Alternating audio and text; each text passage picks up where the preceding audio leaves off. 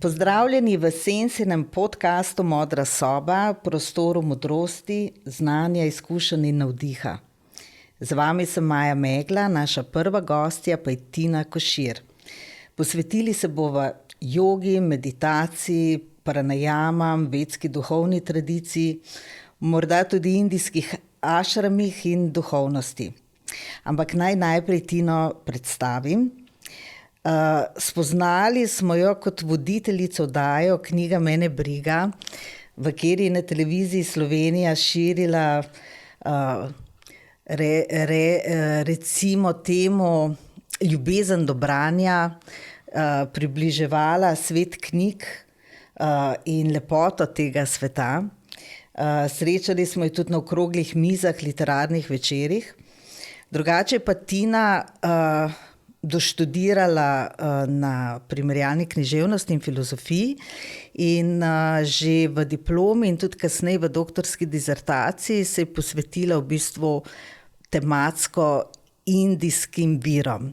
In za diplomo je prejela študentsko Prešernovo nagrado, drugače pa predava na oddelku za azijske študije, še vedno.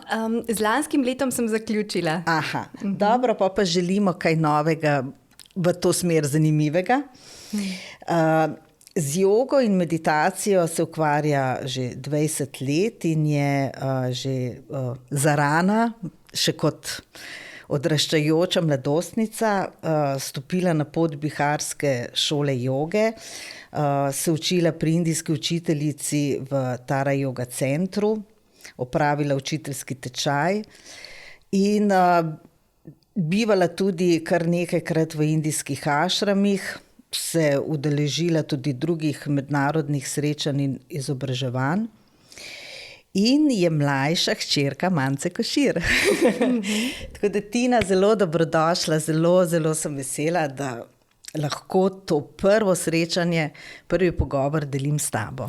Jaz tudi zelo najlepša hvala za povabilo, Maja. Ja, torej hčerka Mance Košir, to mi je nelagodno izreči, zato ker mislim, da vsak človek potrebuje svoj prostor, da biti od nekoga je omejujoče, zato bi za ogrevanje te ravno o tem povprašala. Namreč, kako je biti v senci nekoga ali pa odraščati ob nekom, ki je slaven, v katerega je pozornost usmerjena družbe kot take in zdaj izza tega plašča ali pa znotraj te sence ustvarjati tisti prostor sonca za sebe, v kateri si svoboden in v katerem si lahko to, kar si. Skratka, kako si se ti srečevala s temi sencami in omejitvami?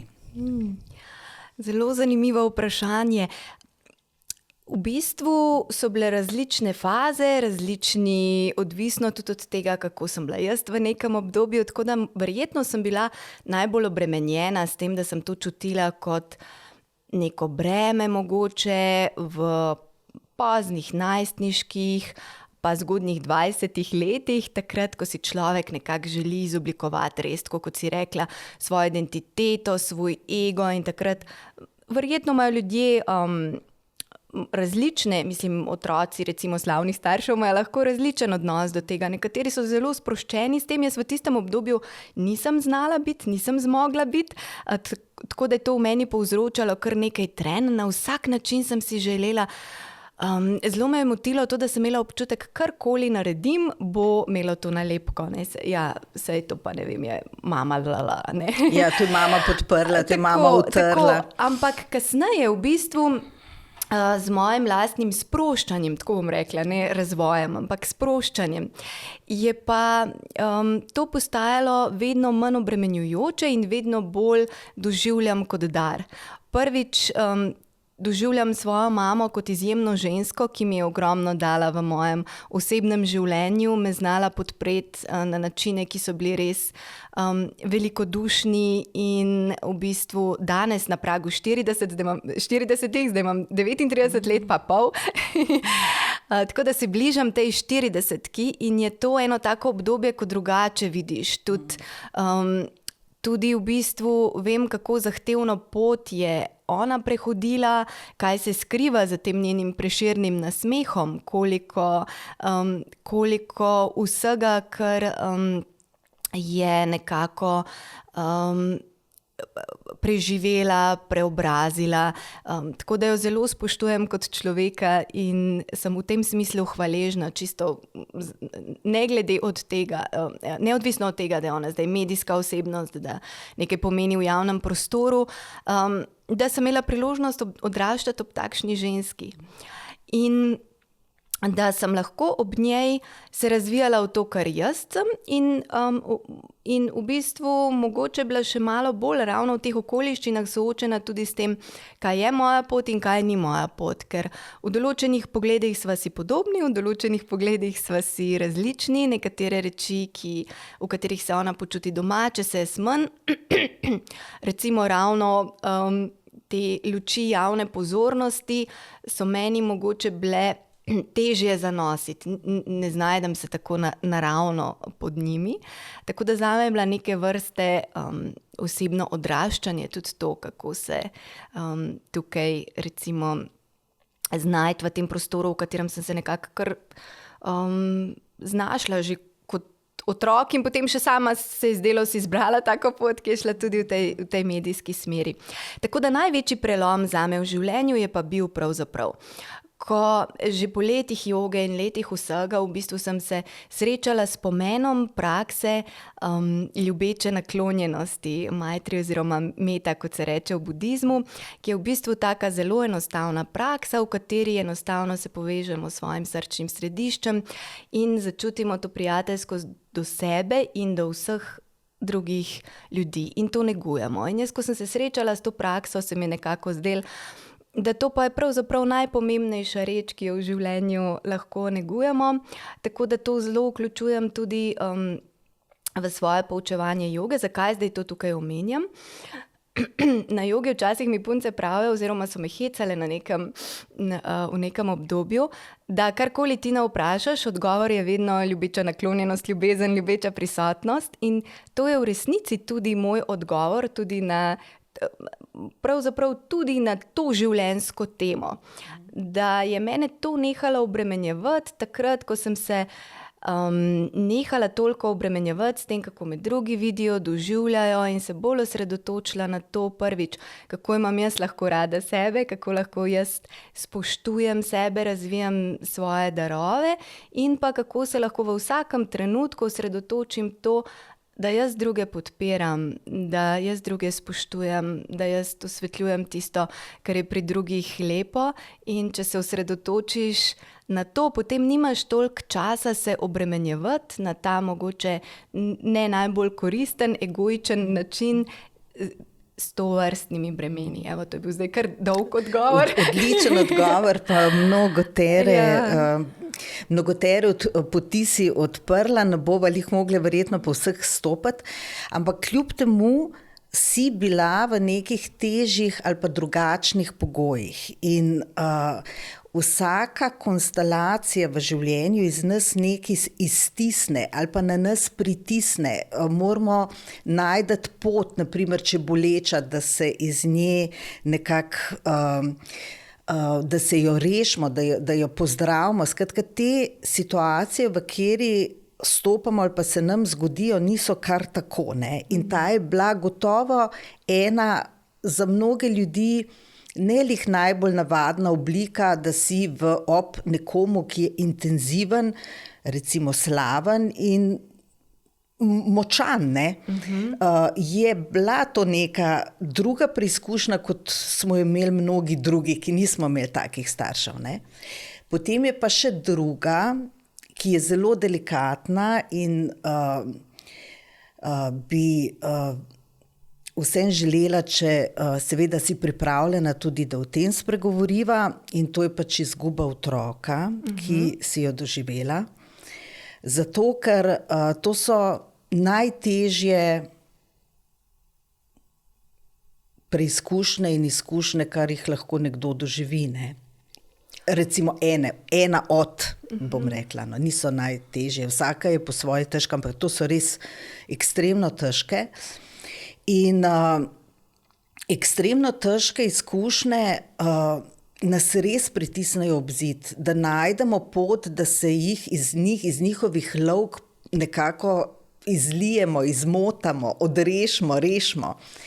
In Anselm Green, na primer, to je benediktinski menih in psihoterapevt, izjemno priljubljen pisec duhovne literature, tudi veliko knjig imamo v slovenskem prevodu.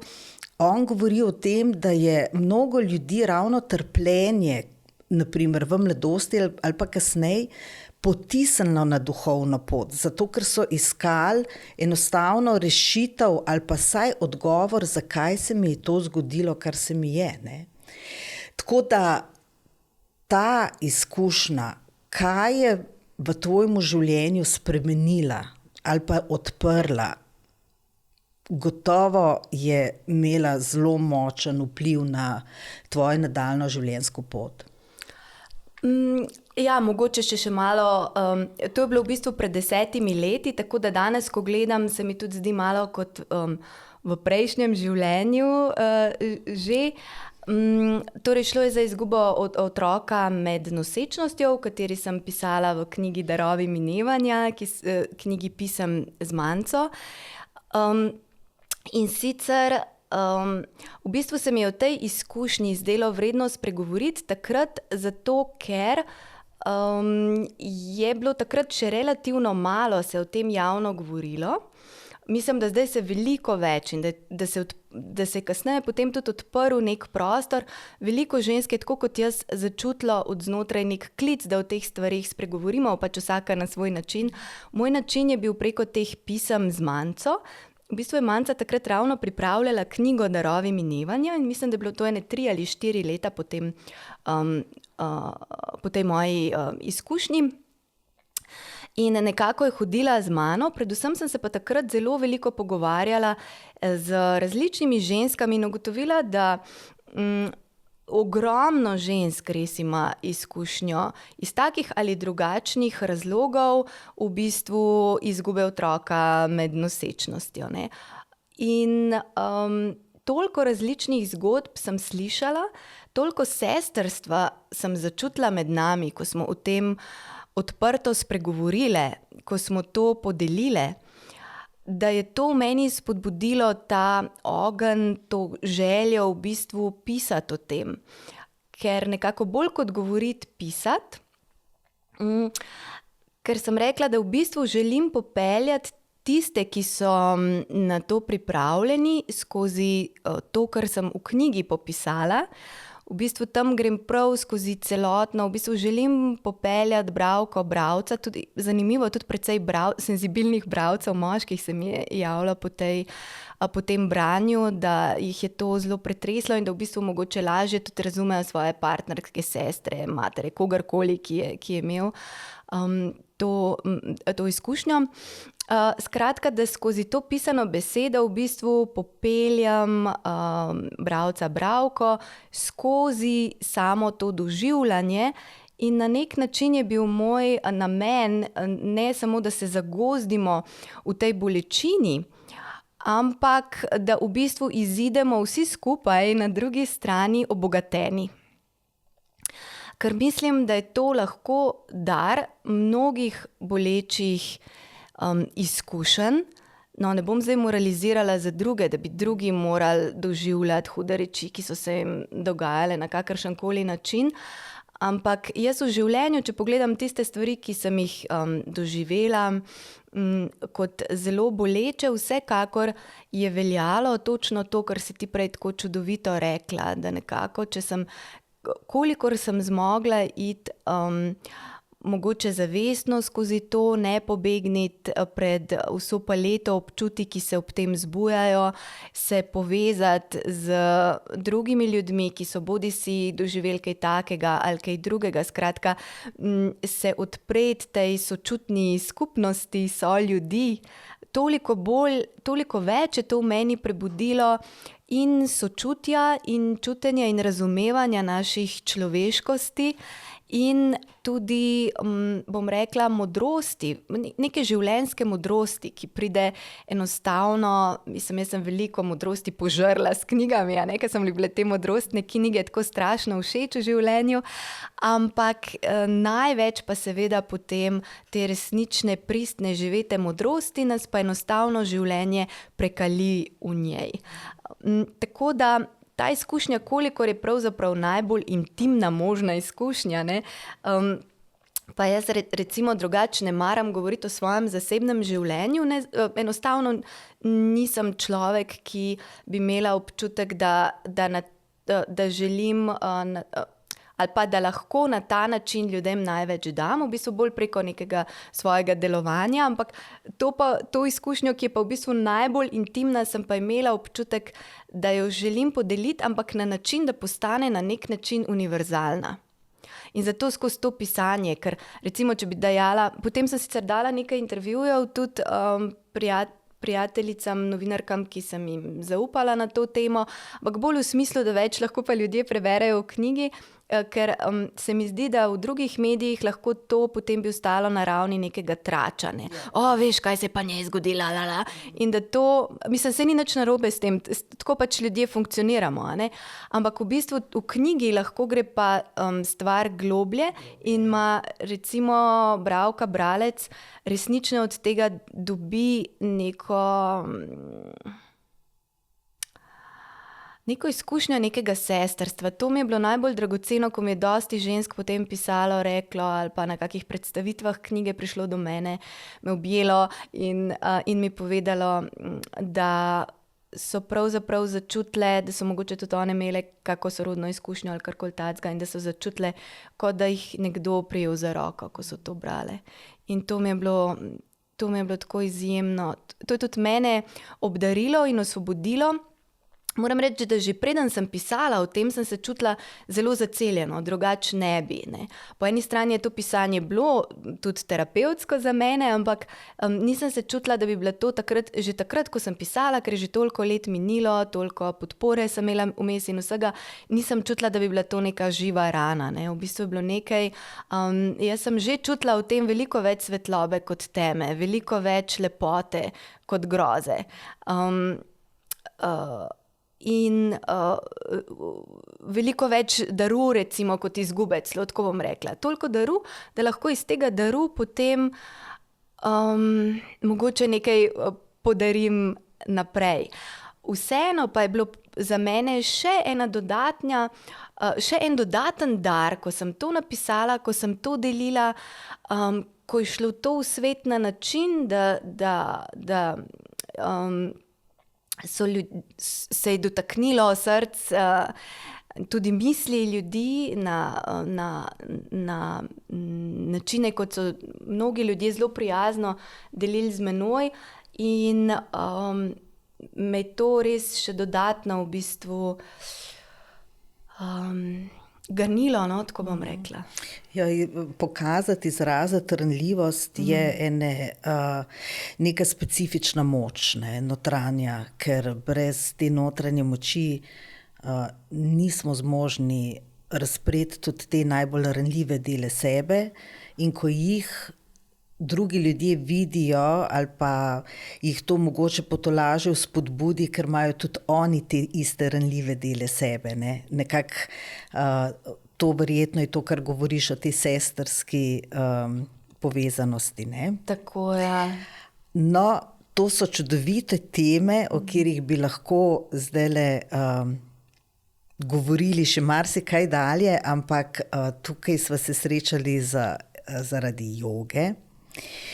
In me zanima seveda, kdaj je Indija vstopila v tvoje življenje. Brala sem, da z knjigo Šri Aurobindo, integralna joga, ki je pač za vse nas jogiste ali pa te, ki smo odprti vzhodnim filozofijam in kulturam, bila zelo pomembna, skoraj temeljna. In ti si jo prebrala nekega dne, ko si bila bolna, se mi zdi. No, ampak kako je potem Indija vstopila v tvoje življenje, da si se tako močno, intenzivno začela podajati po tej poti, ne? Ja, to s Šri Aurobindovo integralno jogo, pravzaprav se zdaj, če jo berem, ne morem več na tak način not paziti, da tako rečem, kot sem takrat, ampak to je bilo res nekaj takega. V Indiji imajo izraz Shaktipat, ko v bistvu se dobesedno zgodi, da te lahko nek dogodek, učitelj, karkoli, pravzaprav prebudi neko notranjo energijo, kot prenos neke energije, te šakti. In pravzaprav, mislim, da sem brala vsaj te azijske modrosti in to že tudi prej in tako, ampak takrat, ko se mi je zgodila ta iniciacija, ne, z Aurobindovo knjigo, je bilo pa ravno tako, mislim, sem imela neko virozo sem imela, bila sem stara, ne vem, tam pozno najstništvo.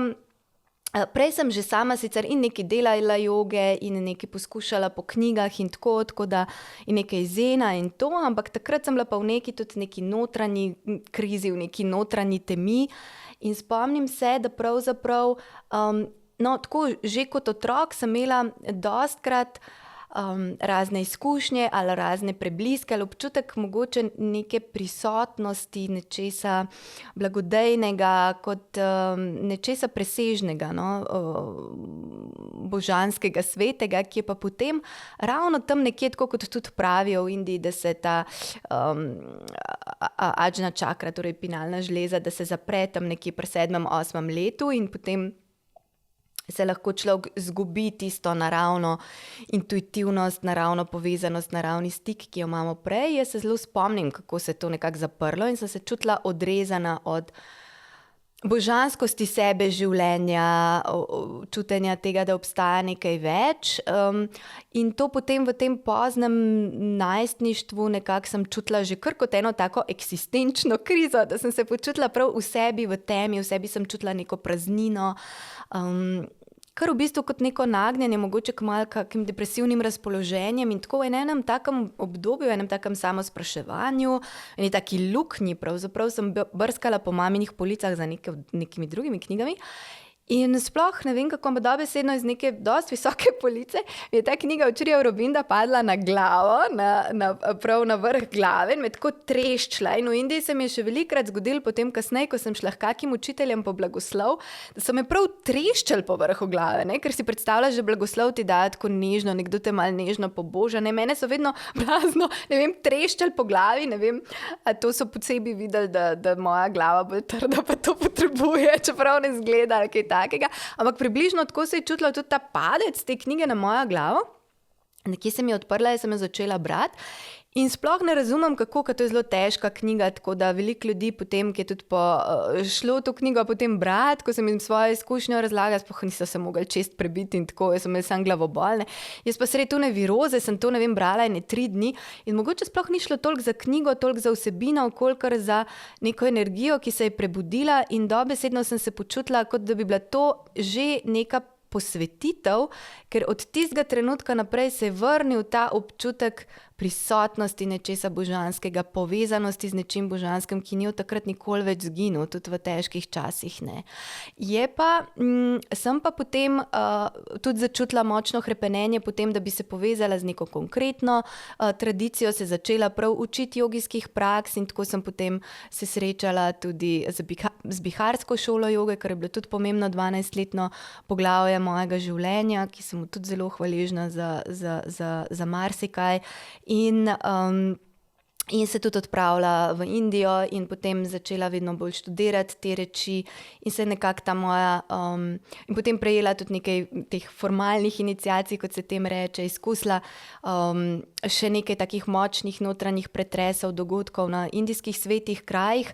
Tako da ne vem, jaz osebno sem imela prav neko tako povezavo prav s to indijsko duhovnostjo, da sem se čutila vedno tudi ne kot da grem v neko tujo kulturo, ampak kot da pridem domov, tako kot da sem v tej kulturi tukaj, sem se vedno malo čutila, da mi te razlage tudi religiozne in tako nekako, da me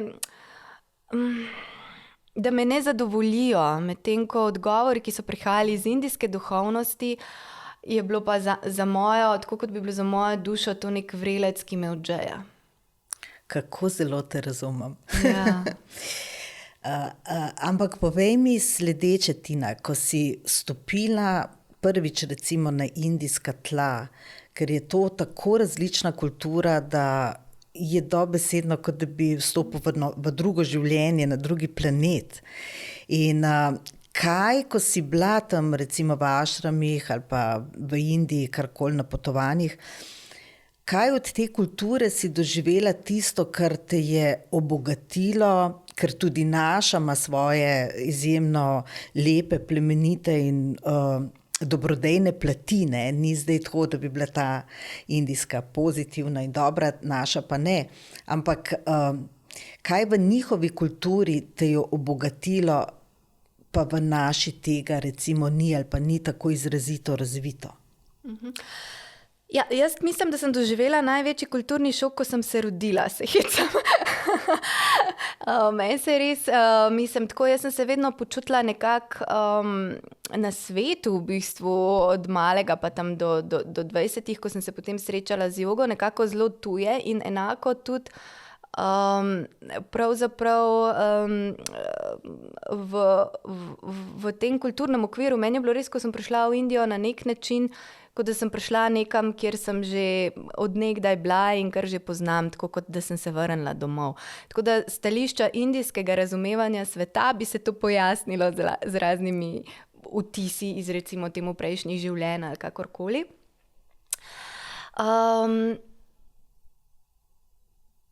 Mislim, da nobene kulture ni niti za idealizirati, niti za demonizirati. Indija je vsekakor izjemno intenzivna, tako v dobrem kot v slabem. Tako da se mi zdi, da v Indiji lahko izkusiš največjo svetost, največjo norost, 9. krog pekla in največjo nebeško ekstazo v kratkih časovnih in geografskih razmikih in izjemno intenzivnost življenja. Tako da ne bom rekla, da je to nekaj, kar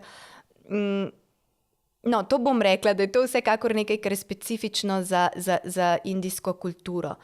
In tako kot bi bilo življenje potencirano v vsej svoji pestrosti. Barve so intenzivnejše, vonji so intenzivnejši.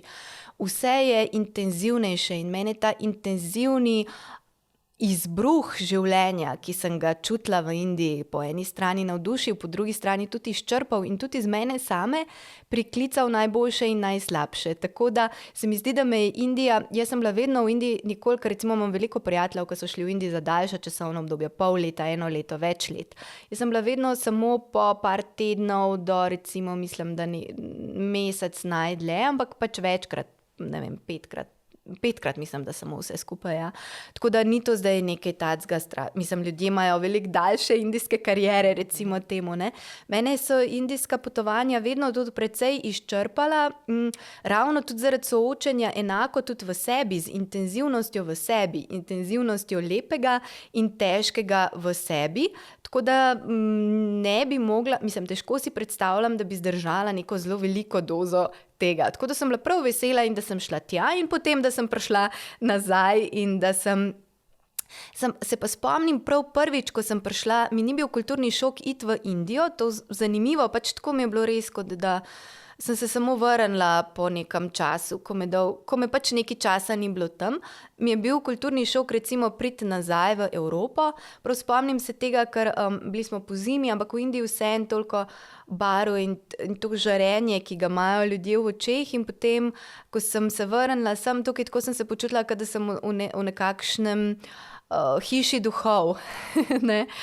In sem zelo čutila ta nekako kot bolj, manj je sicer, vse je bolj urejeno, vse bolj teče, vse je bolj mirno, vse je bolj predvidljivo, ampak hkrati pa tudi manj živo. Vseeno, kot vidiš, živim tukaj, ne v Indiji, a ne, to je pač moja, ne samo, da sem tukaj rojena, ampak je seveda tudi izbira se, drugače bi se človek lahko kam preselil, ne. Tako da meni je vsekakor čudovito živeti v Sloveniji, težko si predstavljam, da bi recimo zdržala živeti v Indiji, to bi bilo meni izjemno naporno. Ampak je pa ta zavest, mislim, potovanja, izkušnje Indije so mi dale zagotovo ogromno in zdaj to, kar nosim v sebi zaradi njih in kar lahko tukaj doma gojim, živim, je pa verjetno še bolj pomembno. Zelo dobrodejno je to, kar govoriš, ali pa način, na katerega si predstavlja ta stik ali pa to ponovno srečanje z neko matico, ki jo nosiš v sebi, zato ker to smo mnogi doživljali ali pa doživeli in ker je tako odštekano, si pač tiho, zato ker je nenavadno za to našo kulturo. Ne? In recimo jaz sem se počutila že kot otrok resnično, kot da sem tam, kjer sem po pomoti, da se je nekdo zmotil, da sem jaz tam, kjer sem. In to je bila, sliši se trapasto, ne? Ampak to je bila iskrena, globoka otroška stiska. In potem kasneje v puberteti so jo neke druge plasti prekrile, ampak šele ko sem stopila jaz na indijska tla mnogokrat, ampak v ašram mojega učitelja, je izpuhtel v sekundi ta globok in razpreden občutek neke tesnobe in pomote, nastalo nepopisno olajšanje, da sem prišla domov. In to seveda ni dom v fizičnem smislu. Jaz nikoli tudi si ne želim v Indiji živeti, pač sem tukaj, tako kot si ti opisovala. To je pač, so neke druge ravni doma in takrat od tistega trenutka naprej človek šele stopi na tisto pravo pot, ki je pač prava pot. Vse so prave poti, ampak na tisto njegovo ključno pot, rečemo. In to je lahko pot joge, pot duhovnosti. In me zanima, kaj je za tebe, Tina, joga ali pa duhovnost, ne? Glede na to, da imamo toliko nekih oblik joge, joga obraza, smejalne joge, nekatere se izvajajo ob muski. Tako, kaj je za tebe joga, kaj tebi predstavlja joga? In sočasno seveda, kaj sploh je duhovnost? Za mene osebno joga pomeni res to stik, pravzaprav povezanost z božanskim v sebi in v vsem. Ali svetim, ali presežnim, ali s to prisotnostjo, o kateri sem govorila, kakorkoli jo doživlja kdo, želi imenovati ali ne imenovati. In v bistvu karkoli, kar me spomni na ta stik, bi lahko bilo joga, ampak zame prav ta pač joga, kot sem jo spoznala preko šole, v kateri sem bila, mi je bila izjemno orodje od telesnih položajev, zelo čuječe in zavestno počasi izvedenih do pranajam in meditacij in vseh teh drugih orodij, ki jih ponuja celostna joga. To je za mene, jaz, ko sem to odkrila, meni je bilo to, mislim, sem še to lahko delam celo življenje. Tako me je v bistvu, tako kot bi iz odrezanosti prišla v stik. Zame je bilo to čudežno doživetje, zato sem se toliko tudi potem posvetila in vadbi tega v svojem življenju in predajanju tega, kolikor zmorem. Zdaj, danes v bistvu, kar sama učim, ko imam svoje programe, ki jih imenujem Pot navznoter, so pa najrazličnejša orodja, ki jih v bistvu začutim, da bi nekako zame je osnovno, da se poskušam vedno s to ljubečo, zasidrati v ljubeči prisotnosti. Joga je v bistvu za mene zasidranost v tej nastanjenost, v tej božanski energiji, ki je energija ljubezni. In ko se povežem s tem, vidim to dejansko lahko povsod, ko pa poskušam to nekako mogoče predajati, deliti, tako bom rekla, deliti, takrat je najprej zame pomembno, da se s tem povežem in potem, kako zdaj lahko to predam ljudem, s katerimi prihajam v stik, ljudem, ki jih pokliče k meni. Tako da danes uporabljam najrazličnejša orodja, pristope, vaje iz ne samo klasične joge, ampak iz različnih gibalnih tudi disciplin, ki nas v bistvu podpirajo pri tem, da v telesu začutimo mehkobo, svobodo, fleksibilnost, sproščenost in hkrati moč, da lahko začutimo utrip te svoje živosti, božanskosti, ljubezni, pač ali enostavno miru, radosti, česarkoli. Tako da karkoli deluje, pravzaprav že v starih tradicijah je bila joga opredeljena po eni strani kot to stanje, torej stanje stika, stanje povezanosti, odvisno od različnih šol, kako so potem to razumele, to povezanost z božanskim ali je to v bistvu so drugače opredeljevali. Ampak po drugi strani so pa tista orodja, tiste tehnike, tiste metode, ki k temu vodijo. Tako da pravzaprav je lahko en pristop, ena metoda, joga za nekoga, za drugega pa ne, če vodi k temu stanju ali vodi stran od njega. Tako da recimo tudi neko izvajanje, danes rečemo, ne vem, lahko smo zelo navezani na to zunanjo formo, pa se nam zdi, da recimo en položaj je jogijski položaj. Ampak recimo v skladu z razumevanjem tradicij bi bil nek položaj jogijski položaj, kolikor tistega, ki je v tem položaju, vodi v stanje z tega stika. Če pa se ta oseba zaradi tega, da bo v tem položaju recimo obremenjuje mogoče preveč s tem, kako je videti, kako kaj izvajati, skratka jo to še oddalji od čutenja sebe, potem pa to pravzaprav ni joga v pravem pomenu besede. Tako da jaz samo po sebi tudi vse to, kar si omenjala, te novi pristopi, novi načini, ki meni je to vse simpatično in zabavno in zanimivo in rada preizkusim različne reči in se mi zdi, da lahko ljudje imajo različne dobrobiti od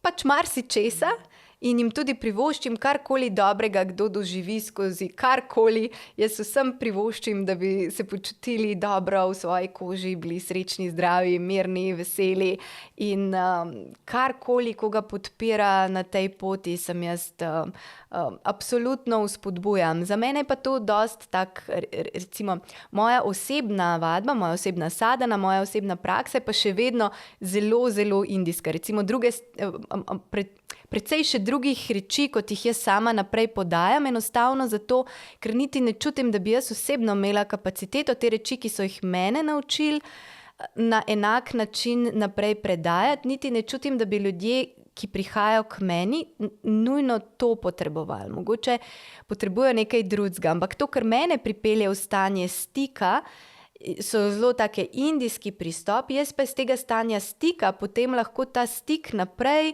v bistvu na tak precej priljuden, poljuden način, ki je zelo nezaznamovan nekako z indijsko kulturo predajam. Ampak Tina, veliko je te ponudbe recimo na internetu, na YouTubih, kjer se ljudje na hitro priučijo nekih tehnik. Ne? Joga, recimo, če govoriva samo o hatha jogi kot eni od jog, to so pač asane, različni položaji, so nekatere zelo zahtevne. Zahtevne v smislu, da morajo biti izvedene pravilno, če ne, lahko škodujejo. Ne? In veliko je tega na hitro priučenega preko YouTuba in podobnih virov. Kaj bi ti svetovala ljudem, kako preveriti, kdo je usposobljen, dober učitelj, da ne pridejo v roke seveda ljudem, ki se jim lahko nekaj predajo, ampak lahko jih pa tudi kaj narobe naučijo ali pa lahko celo škodujejo, ne? Če niso pravilno, sploh recimo kakšna sveča in tako naprej, če niso pravilno izvajane asane. Tvoj nasvet, kako ločiti zrno od plev oziroma z zaupanjem sprejeti nekoga kot učitelja. To je vprašanje za $1 milijon, Ja, kot pravijo, zato ker mislim, da tudi na državni ravni recimo se že večkrat poskušalo to reševati ali z nekimi šolanji, certifikati in tako naprej. Pa se vendarle potem vedno znova izkaže, da nastane skoraj da še več težav, kot se jih reši ob tem, ko poskušamo ločiti zrno od plev. Tako da obstaja recimo ta bolj racionalen pristop, pri katerem, ne vem, lahko človek preveri, kakšno šolanje, ozadje, certifikate, izkušnje ima nek učitelj, učiteljica. Ali pa recimo, da enostavno, ne vem, jaz, ko sama učim, ker tudi recimo ni rečeno, da način, kako jaz podajam stvari, da je pa kar za vse vedno koristen. Tako da jaz recimo ljudem vedno med urami, med vadbami, po vadbah pravim, povežite se s telesom, poslušajte, kako to odmeva v vas. Se pravi, kako se počutite po tej vaji, kako se počutite po tej praksi, kako se počutite v tem prostoru, s to skupino, s to učiteljico, učiteljem, ne? In ta naš notranji občutek, mislim, da nam zelo veliko pove. In da mu velja zaupati, seveda pa lahko skoraj po kateri koli poti gremo, ali pa tudi učitelji, učiteljice, ki so izjemno dobro šolani in v bistvu vrhunski v poznavanju svojega področja in tudi vodenju ljudi, še vedno obstaja neka možnost, da recimo nam nekaj kdaj tudi škoduje ali ne paše, ali tako da čisto zavarovati, 100% se zavarovati proti temu je verjetno tudi nemogoče. Zdaj v tujini pa prihaja do številnih tožb, tako da že vsi učitelji joge imajo zavarovanja, če ne. Tako da je moj princip bi bil najbolj, da nekako res čim bolj poslušamo čim bolj čutimo svoje občutke, kako se počutimo, kako nekaj deluje na nas in ali res čutim, da se nekje v nekem prostoru, v neki skupini, da se počutim podprto skratka, da me ne sili nekdo delati nekaj, kar je proti meni, ali pa na način, da mi telo reče, tole pa ne, da nekaj delam zaradi pritiska skupine. Ena še zelo zanimiva stvar, recimo, sem enkrat brala eno raziskavo, da se precej več ljudi poškodovalo na skupinskih vadbah joge, tudi pri zelo izkušenih učiteljih, kot recimo, če so delali sami doma po knjigah.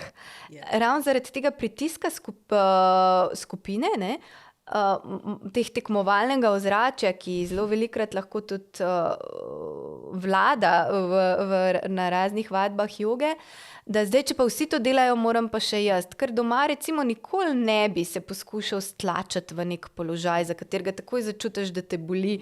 Tako da, predvsem poslušati sebe in mi recimo na mojih vadbah vedno na začetku delamo to ljubečo naklonjenost, pri kateri se povežemo s telesom in zaželimo dobro in sebi in drugim bitjem in vedno poudarjam, da vse, kar delamo z namero, naj mi bo dobro, naj bom zdrava, srečna, mirna, se pravi vse položaje tudi delam. Zakaj? Ne zato, da bom izvedla nek položaj. Nisem jaz tukaj zaradi položaja. Položaj je tukaj zaradi mene, da me podpre v moji pretočnosti, v mojem stiku. In lahko je en položaj, sploh pri ženskah recimo, ko je ples naših hormonov skozi mesec tako raznolik, je lahko recimo en dan ti ustreza, drug dan pa ne.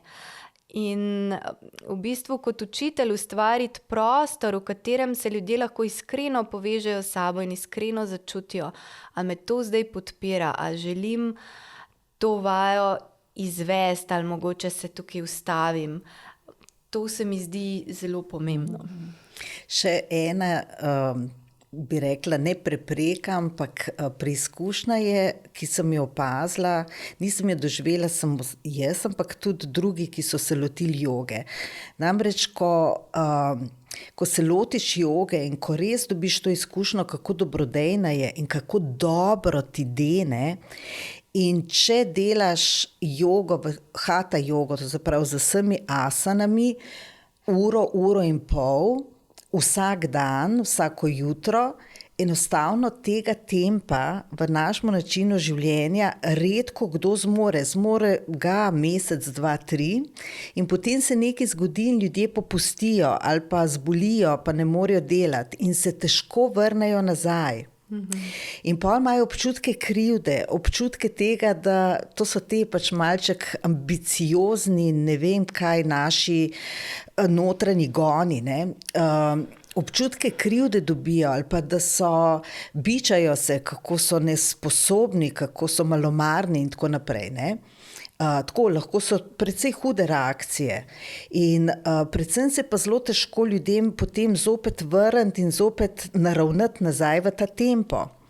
No, in moj recimo nasvet ljudem je bil ta, da naj naredijo jutranje vadbe različne, take, ki je 20-minutna, pol-urna, recimo 1-urna, skratka, ampak vedno naj bo magari 5-minutna, ampak nekaj, kar bo vsak dan, magari 5 minut. In ravno to, da so te raznolike časovne oblike, da to fleksibilnost, da lahko ta tempo živimo v skladu s tistimi potrebami, ki jih imamo v enem določenem obdobju. Torej, kako je tvoje videnje, si se tudi ti s kakšnimi takimi preprekami soočila ali pa z ljudmi, ki začnejo pač z jogo? Seveda, vsi se srečujemo s tem vsak dan in v svoji vadbi, no ne vem, saj jaz se še vedno, in pri delu z ljudmi zagotovo. Ena stvar je tudi, ki je zanimiva, je, da imamo ljudje neko tako notranjo naravo, da stvari, ki nam najbolj koristijo, ki nas najbolj peljejo v svetlobo, tako bom rekla, bomo na neki točki in to je neizogibno, to ni znak, da je z nami nekaj narobe, da nekaj narobe delamo, da je stvarjo samo nekaj narobe, ampak neizogibno se bo zgodilo, da bomo do te stvari začutili odpor. Čez čas. Čez čas, ja. Začetna faza, mogoče faza kot neke zaljubljenosti lahko. Navdušenja. Potem pa lahko začutimo največji odpor ravno do tistega, kar nam najbolj pomaga. In pomaga vedeti že samo to, da je to nekak integralni del poti in da to ne pomeni niti, da je kaj narobe z nami, niti nujno, da je kaj narobe s tisto rečjo, lahko tudi, da ni neka najbolj optimalna kombinacija. Ampak da to se nam bo v vsakem primeru zgodilo in to se je dogajalo v tem, ne samo v sodobnem času, hektičnem, ko se nam zdi, da imamo čist preveč vsega in čas prehitro teče, ampak v bistvu že stari teksti, stara besedila govorijo o teh ovirah, ki se pojavljajo in te ovire se vedno bodo pojavile in so neizogibne. In mi imamo neko idejo, da v bistvu teh ovir ne bi smeli biti, a ne? In te ovire so ali zunanje, se pravi v zunanjem življenju se nam zgodijo neke okoliščine, ki se zdi, da preprečujejo našo vadbo na način, kot smo si jo zamislili, ali pa naše notranje ovire, se pravi noter se zbudijo neki odpori, neki zadržki, neki karkoli, kar nas v bistvu odvrača od te zadane poti. In zdaj, kako iti s tem? Prva stvar je, da se zavedamo, da to ni, da so ovire del poti same. Ovire same so pravzaprav pot. Ovire so pravzaprav tisto, kjer se šele izkaže zares naša pot ali moč naše poti. Ali pa namera, ne, naša odločitev, namera, predanost. Tako. In tudi te ovire nekako ne vem, mogoče bodo kdaj izginile, pri meni še vedno niso izginile, če govorimo in o notranjih in zunanjih ovirah. Skozi prihajajo različne zunanje ovire in skozi prihajajo različni notranji odpori, ker vsakič znova, ko se neko novo področje odpre, ko mi je spet nekaj nelagodno, spet pride nek odpor. In tako da moja izkušnja, ampak dobro, sem šele začetnica, ne, v bistvu šele 20 let za mano, tako da sem še frišna. Je, da to se kar naprej dogaja, ampak da sem lahko mogoče zaradi tega bolj nežna s sabo, zdaj bolj sočutna s sabo in v bistvu to, kar si navedla, se mi zdijo sijajni nasveti, ne. V bistvu edino, kar jaz opažam, je, da se ljudje potem z mano začnejo pogajati, kaj pa če tudi 5 minut časa nimajo, a ne. Kaj pa tisti dan, ko nimajo niti 5 minut časa, ne. No, to je pa potem vprašanje, ker se pa res je dobro vprašati, zakaj se nam zdi, da tega časa, da teh 5 minut ni. Ne? To pa v bistvu eno globlje vprašanje, ki gre verjetno v globinah tistim našim odporom, o katerih sem govorila. In jaz govorim o nečem, mnogim, bom še enkrat ponovila, se pravi, čem sem že malo dolga, ampak mnogim ljudem, s katerimi sem v stiku, je pomagalo ena fraza, ki sem jo skovala, ki jo imenujem disciplina sončnice. Se pravi, da se ne lotimo te svoje poti, karkoli nas podpira, ni nujno, da je to joga, lahko je nekaj čisto drugega, za nekoga tek, plavanje, kvačkanje, obdelovanje vrta, karkoli. Ne s tako vojaško disciplino, ne, ki nas v bistvu na nek način naredi trde in toge, včasih je tudi potrebna, ampak dolgoročno se mi zdi, nas lahko zelo ohromi. Ampak z disciplino sončnice, kar pravim, je tako, ko sončnica v bistvu se stalno obrača proti soncu in vedno znova bo našla, kje je sonce in se samo obrnila proti njemu. In na ta način v bistvu ta naša orodja, karkoli to je, pa lahko v nekem obdobju joga, potem bo pa mogoče nekaj drugega, nič hudega, če je potem nekaj drugega. Ampak samo to, da se vedno znova obračamo k tistemu, kar je za nas sonce. Tako zunaj v zunanjem svetu, kot v našem notranjem svetu, s tistim in zato uporabimo tista orodja, ki za nas delujejo. Se pravi, da se zavedamo, da stvari niso same sebi namen, da ni to zdaj, da jaz recimo pol ure meditiram, da moram za vsako ceno pol ure meditirati, ampak da se osredotočim na to, kakšna v bistvu je moja izkušnja tega, tako kot si ti prej rekla, ne? Kako sem drugačna, koliko več ene svetlobe vidim, doživljam, če posvetim čas temu ali pa če ne. In koliko pravzaprav zgubim neke jasnosti, če se mi zdi, da ta čas ni potreben in da je vse drugo bolj pomembno. In se vedno znova, in tudi ko se zgubim, ko padem, ko ne vem, za kak teden se mi popolnoma poruši ta moja siceršnja struktura vadbe ali pa kdaj še za dlje, pa se potem spet obrnem, tako kot sončnica, pač spet se vrnem k temu. In še ena stvar, ki deluje, da namesto, da se krivimo, da se pohvalimo. Se pravi, namesto, da se krivimo, da smo izgubili svojo disciplino, recimo, se pohvalimo, da smo se zdaj tega uvedli, se sočutno objamemo z zavedanjem, zakaj se nam je to zgodilo, res smo imeli veliko vsega, res smo bili preobremenjeni, res se je noter zbudil nek odpor, mogoče tudi tega odpora lomiti na silo ne bi bilo dobro, mogoče naše nezavedno potrebuje več časa, da se s čim sooči, se sočutjem objamemo in se ponovno nežno lotimo svoje vadbe, ki si jo mogoče prilagodimo na način, ki se izkaže za dolgoročno bolj funkcionalen. To je zelo pomembno, zato da še enkrat tudi sama poudarjam, da ljudje vejo, da so naravni deli te iste poti, tudi ti padci, tudi te odpori in dvomi. Ne? Jaz sem imela recimo močno potrebo dolgo obdobje, lahko celo 10, mogoče celo 15 let, res dokazati očitno sami sebi ali pa imeti ta občutek varnosti, da je vsako jutro bila joga, tudi če sem spala 2 uri. Res vsako jutro. In pol očitno je bitje celostno potrebovalo to sidrišče, ne, ali pa mogoče to res popolno predanost. V nekem trenutku se je začela pa razblinjati, ne. Ni nič narobe, če jo kdaj spustim, ni nič narobe, če jo cel teden spustim, ne. Se pravi, ta neka popolnoma druga fleksibilnost je začela nastajati, ki je neka druga faza in zelo, zelo pomembna ta pretočnost, ne. Da ne gre za nek vojaški sistem, ki je sam sebi namen. Ampak želela bi te to vprašati, ne. Mnogokrat se mnogi od nas smo, ali pa kakšni se še danes, lotimo joge zelo ambiciozno, v smislu želimo se naučiti vse asane v vseh oblikah, jih izvežbati po natankosti. Tako, prodreti, osvojiti ta teren joge. In pred mnogimi leti sem se pogovarjala, jaz jo poznam kot Manjulo, tvojo pač učiteljico jogo iz Stara Yoga centra. No, z njo sem se pač pogovarjala o tem osvajanju tega širokega sveta, teh asan in joge in vadbe.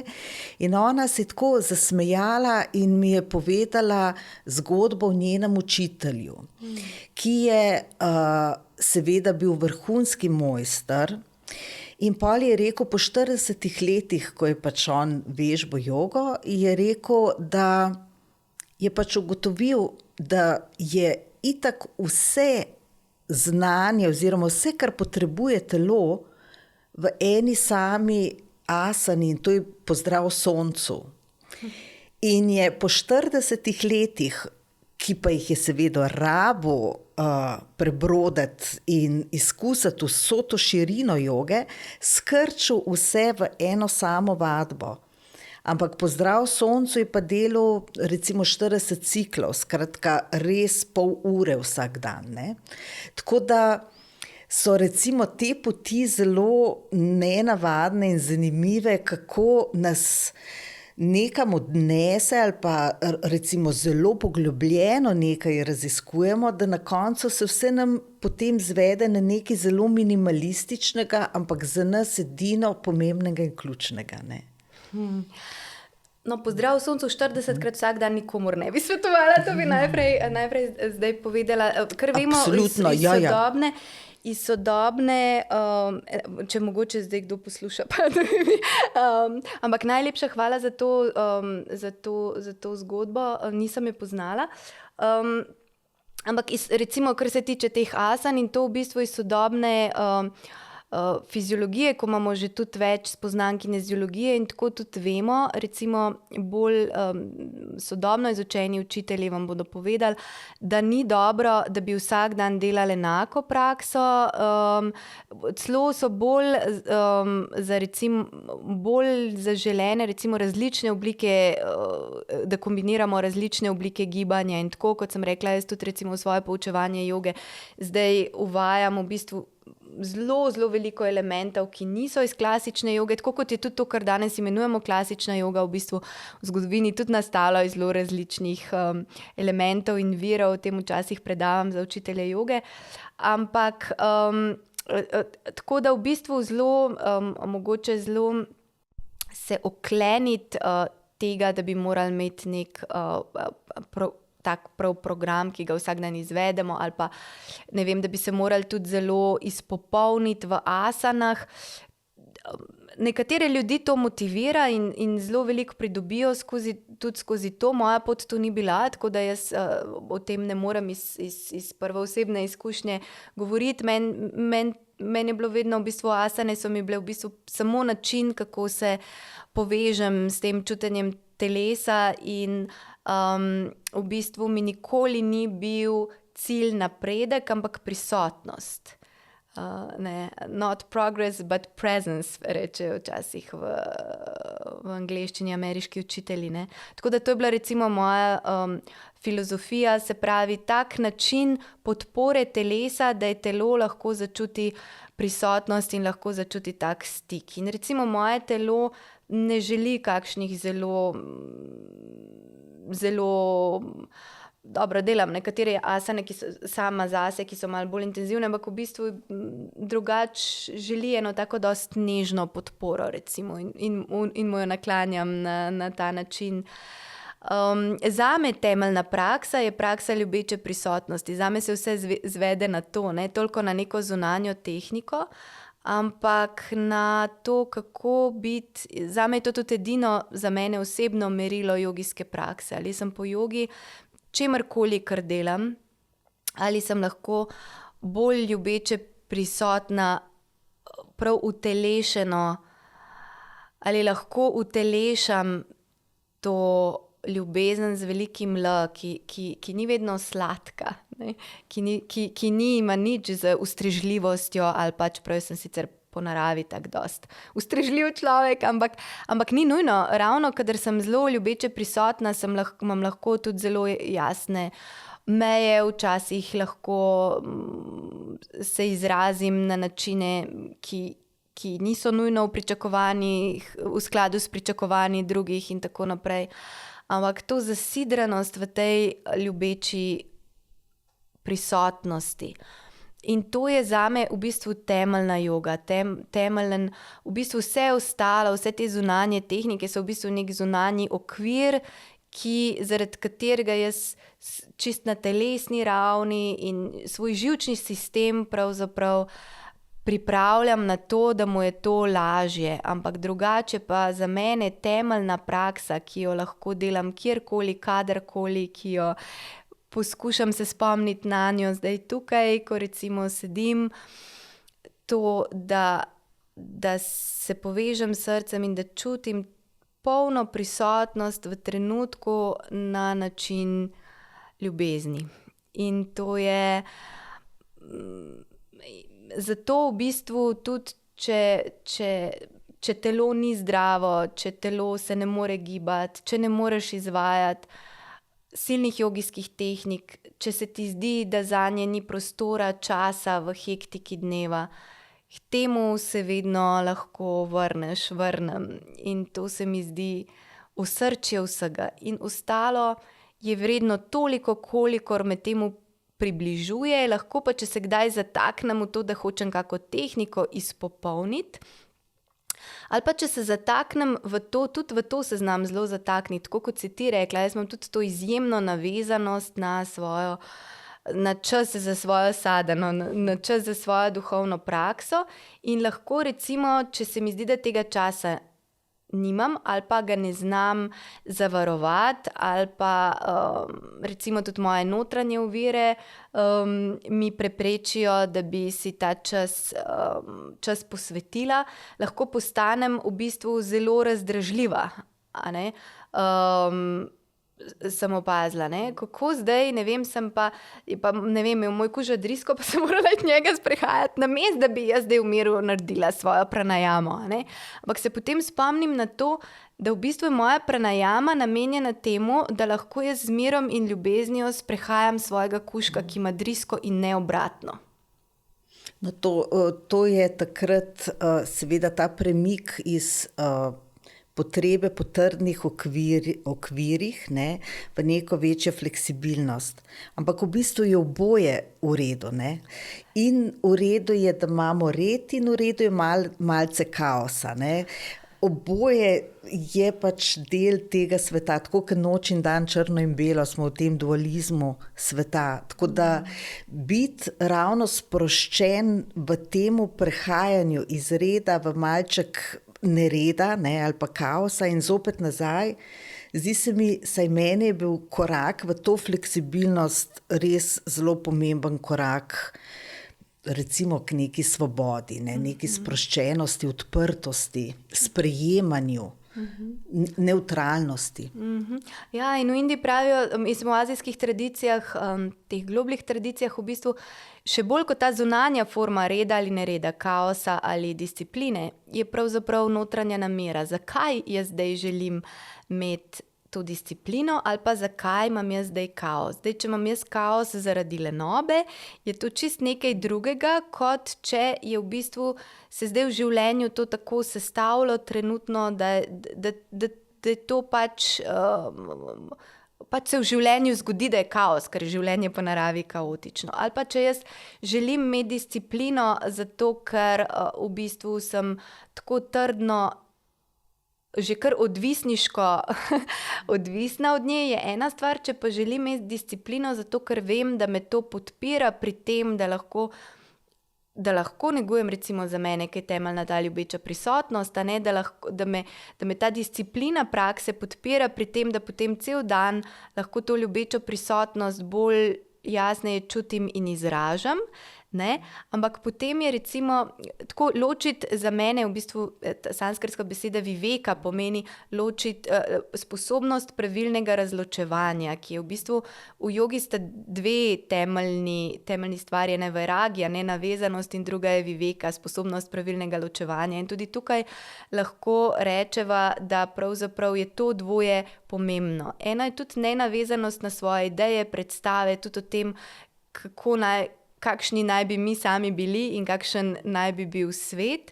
In drugo je viveka, sposobnost pravilnega razločevanja, kaj ločevanja bistvenega od nebistvenega. In zdaj, če recimo bistveno, zdaj govorim zame, to, da sem ljubeče prisotna, potem lahko ločim zdaj, imam disciplino, ki zame deluje, da samo sebe v življenju pri tem podpiram, recimo, ker opazim, da sem pač veliko lažje, če opravim recimo svojo duhovno prakso, ampak po drugi strani, če je treba to disciplino spustiti iz neke motivacije pristnega stika z življenjem, a ne,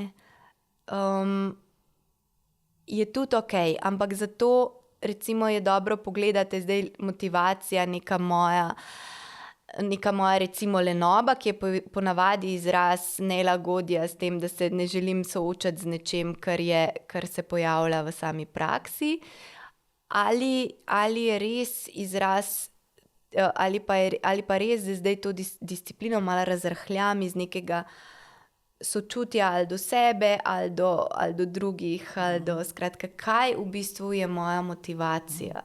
To je zelo pomembno, ja. Ker mislim, viveka je v indijski kulturi res eno zelo temeljno, kako bi rekla, temeljni pogled ali pa na svet in življenje, ker je lahko neka kvaliteta v eni situaciji dobrodejna in ista kvaliteta v drugi situaciji lahko slaba. Se pravi, ta zmožnost razločevanja, recimo, lahko smo v neki situaciji pogumni, v neki drugi situaciji bi pa ta pogum pomenil vratolomnost, recimo. Tako, ne?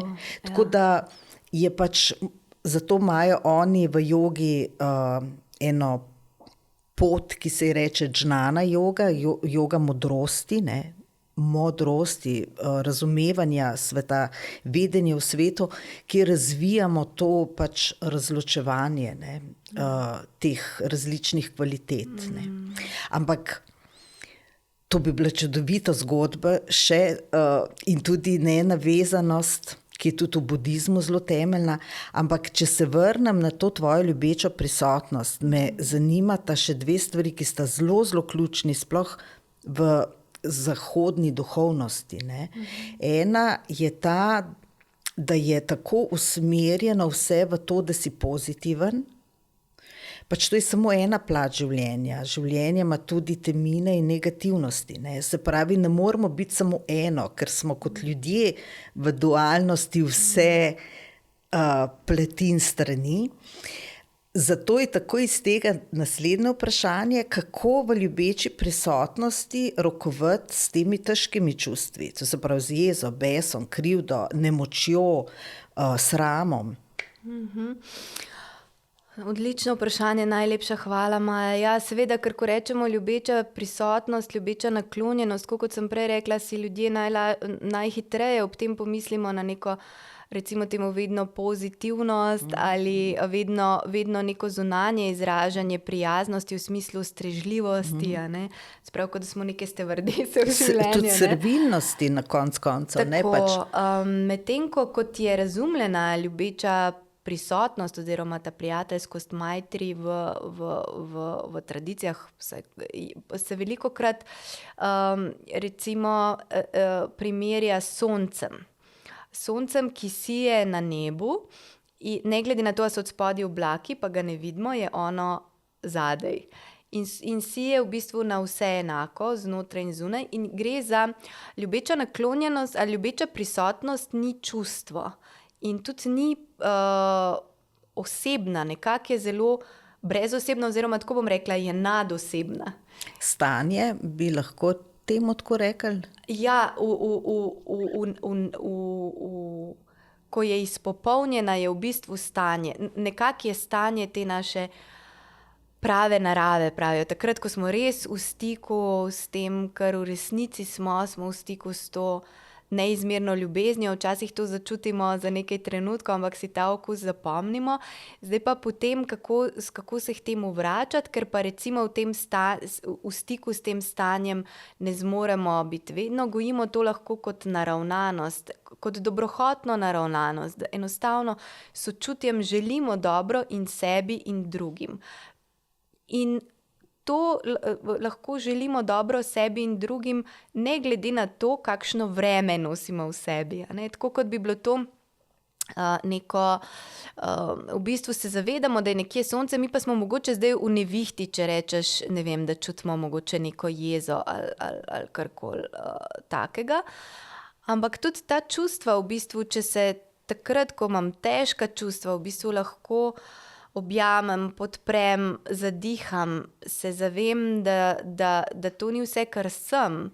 V bistvu ljubeča prisotnost mi ne onemogoča stika s zato jaz pravim prisotnost, pa je lahko v oklepajih je pristnost. Mi ne onemogoča stika z vso paleto čustev, ampak ravno obratno mi to omogoča, mi daje varen objem, način, kako sebe, prostor objamem, držim ta prostor, da lahko ta čustva se izrazijo, me pa ne preplavijo v celoti, oziroma če se lahko ponovno primam tega kot ene take niti v labirintu. In mi daje to v bistvu možnost, moč za pristen stik.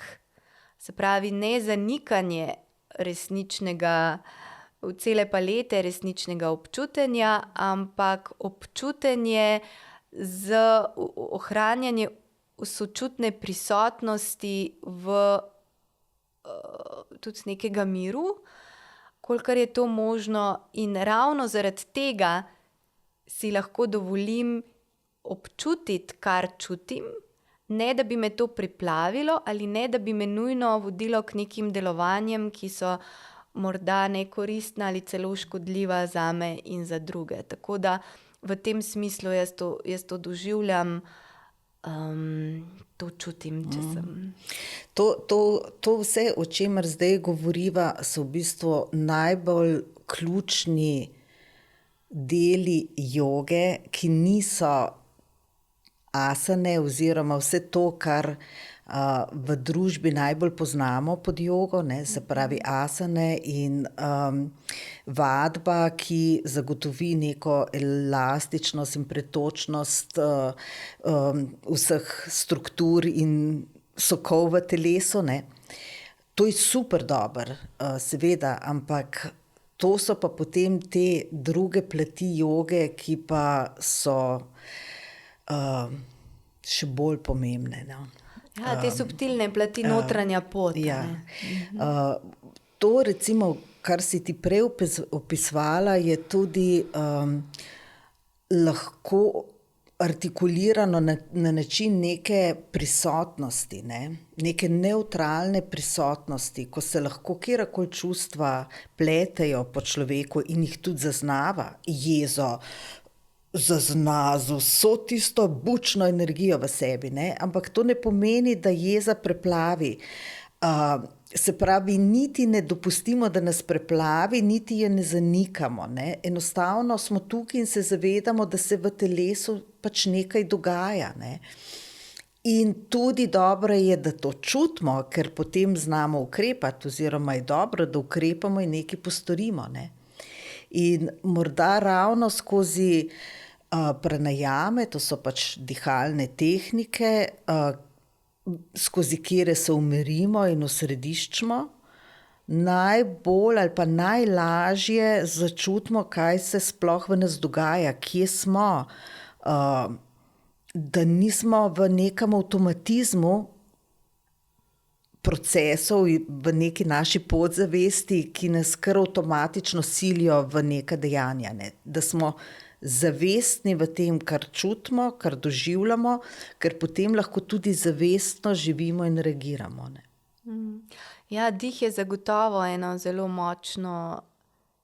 močno orodje, tako da za marsikoga, tako kot si omenila, lahko pranajama v najrazličnejših oblikah, lahko tudi kot enostavno zavedanje diha ali pa rahlo ozemljevanje z dihom sredi kakih težkih situacij, se pravi, da samo znamo malo umiriti ali poglobiti svoje dihanje, nam lahko že takoj spremeni stanje našega živčnega sistema in potem z več miru in jasnosti delujemo. Tina, ne vem, koliko naj odnesel in koliko časa je preteklo, ampak a nam lahko za konec mogoče podaš kakšno preprosto tehniko, preprosto vadbo, kakšen preprost prijem, za katerega ne potrebujemo nekega, ne vem, tal in prostora, da bomo to vežbali, kakšno preprosto tehniko, ki je izjemno koristna v našem vsakodnevnem življenju lahko, pa ki jo lahko izvajamo kjerkoli, tudi v pisarnah. A je prevelika prošnja? Ne, ti samo povej glasbeno željo, vtipkaš v jukebox, filter, tudi v pisarni. Tudi v pisarni, absolutno. Zato, ker recimo jaz sem prav pač, ko sem še, zdaj sem na svobodi, ne samo, kako se temu reče, samostojni kulturni delavec, ampak nekdaj, ko sem bila v kolektivu, ne, na delu, je bil velik kolektiv, sem pač si pripravila par takih prijemov, da niso bili čudaški, ker noben ni vedel, kaj delam. In sem se odklopila samo za par minut, toliko, da se mi sistem regeneriral. Ne. Tako da še kako so pomembne pisarne, zato ker večina ljudi je v njih cel dan. Absolutno, ja. Zdaj, ena taka najenostavnejša stvar, sploh kadar imamo občutek, da nas odnaša, je vzpostaviti stik s tlemi. Ne? Se pravi, prenesti vso pozornost v stopala, se zavedati stika s tlemi. Zdaj, če govoriva res v pisarnah, še so ljudje okrog, sredi situaciji, v bistvu vzpostaviti stik s tlemi, pa mogoče malo podaljšati izdih. Se pravi, vdih skozi nos in potem samo podaljšan izdih, in če lahko sledimo temu izdihu, kako teče navzdol po telesu, kot bi tekel v tla skozi noge in naredil koreninice, se pravi, nekdo, ne vem, nori v pisarni ali karkoli, nam se je dvignil pritisk, se samo povežemo s tem, podaljšamo svoje dihanje in naredimo nekaj dihov, ki jim sledimo z pozornostjo po telesu navzdol v tla. Torej, to je praksa, sicer, ki tudi v jogi lahko delamo, ampak drugače v sodobnih psiholoških sistemih, kolikor vem, se precej uporablja tega prakse ozemljevanja, recimo. To je ena stvar, ki lahko je dobrodejna, zakaj? Ki je dobrodejna za umiritev. V bistvu ta stik s stopali deluje prav na naš živčni sistem, da nas potegne v tukaj in zdaj in v dobesedno v zavedanje, v ozemljitev, v zavedanje tega, da imamo trdna tla pod nogami, ker ponavadi se zgodi takrat, kadar smo recimo sploh v eni jezi, tesnobnosti, nekem takem čustvu, začnemo zgubljati stik s telesom, vse, kad bi šlo vse v glavo, vrtijo se nam v glavi neki filmi in neke misli naokrog letijo, ne vem, a je tvoja izkušnja tudi taka, ne? In v bistvu to, da se in dih postane zelo plitek, takrat začnemo v stresu plitko dihati in občutek imamo, da moramo hitro impulzivno nekaj reagirati in takrat se lahko zelo razni obrambni vzorci pojavijo v nas, kakršnikoli že so, ki niso nujno najboljši In odziv dobrodejni, ja, za nas, v tisto absolutno. situacijo. Tako da, če si samo uspemo vzeti nekaj trenutkov, da se povežemo s telesom, s tlemi, z dihom in da potem ne nujno reagiramo impulzivno na tisto, kar je pred nami, ampak z malce več modrosti, z malce več presoje tega, kaj si jaz želim storiti, posredovati, izraziti v tej situaciji. Seveda pa, kot veva, obe je to dostikrat v teh stresnih situacijah zelo težko in žal ne gre, če nimamo vsakodnevno neke prakse. Se pravi, jaz tudi opazim, da če recimo zjutraj imam svojo prakso, potem preko dneva se na to spomnim in se lahko ozemljim, če pa nimam, pa veliko težje, ne? Tako da res je blagodejno to, če imamo v dnevu neko tako prakso, ki nam pomaga, da je potem tudi tokom dne to lažje. Potem je recimo nekaj, kar meni neizmerno pomaga, zdaj pa recimo, da že ni več nikogar okrog nas ali pa gremo celo na WC ne, za nekaj minut, recimo to, da se samo tresemo fino po celem telesu in nas to trese, stresemo dobesedno stres iz sebe. Ali pa da meni je čudovito čim večkrat vaditi to, da se primem z eno roko za trebuh, z eno roko za srce, da začutim, da sem na varnem v svojih rokah, naredim nekaj globokih dihov s trebuščino prepono, meni se recimo stres zelo v trebuhu začne poznati, tako da čutim, kako se to sprosti, kako lahko diham in si samo rečem v mislih to namero ljubeče naklonjenosti, prisotnosti, naj mi bo dobro. Naj bom zdrava, srečna in mirna in potem še na vse bitje, naj bo vsem dobro, naj bodo vsi zdravi, srečni in mirni in še enkrat nase, naj mi bo dobro, naj bom zdrava, srečna, mirna. In samo recimo nekaj, samo minutka, 2 tega me poveže s tem. In potem recimo v sami situaciji, če sem pa v situaciji, ko tega ne morem fizično izvesti, si pa predstavljam toplino svojih rok ali pa toplino, kot bi me nekaj objemalo na srcu, na trebuhu, da sem na varnem, v nekem varnem objemu in da čutim ta ljubeči stik in iz tega lahko delujem. In kot rečeno, to ne pomeni delovati na način, ljubeča prisotnost ne pomeni, da bomo delovali na način, da bomo drugim ustrezali, velikokrat pomeni ravno obratno, da bomo znali postaviti veliko bolj zdrave meje. Zato, ker če se nekdo destruktivno vede do nas, ne, recimo, to tudi za tistega človeka ni dobro, a ne, v bistvu iz indijske tradicije bi rekla, da je to tudi za njega slaba karma, tako da iz ljubezni do njega tudi ali nje je pomembno, da da se čim bolj preprečijo taka ravnanja, kadar se lahko. In tudi izkušnja ljudi, s katerimi sem jaz delala, je bila v bistvu tako, bi si mislila, da če bo človek to vadil, ja, potem boš se vsem pustil maltretirati, ampak v bistvu izkušnja ljudi, ki to dejansko vadimo, pa je, da v bistvu iz te ljubeče naklonjenosti je ravno obratno. V bistvu postavimo veliko bolj jasne meje in se veliko bolj izčistijo odnosi in okoliščine tudi v naših življenjih iz te namere ljubezni do sebe in do drugih. Tako da za mene je to mogoče nekaj takih zelo preprostih pristopov, ki so hkrati izjemno učinkoviti in pri katerih je največji izziv samo to, da se nanje spomnimo. A ne? Čudovite stvari si podelila, Tina. Hvala, Maja. Bomo vadili ljubečo prisotnost. Tudi, res je to izjemno hranilno in dobrodejno, zato ker, kako bi rekla,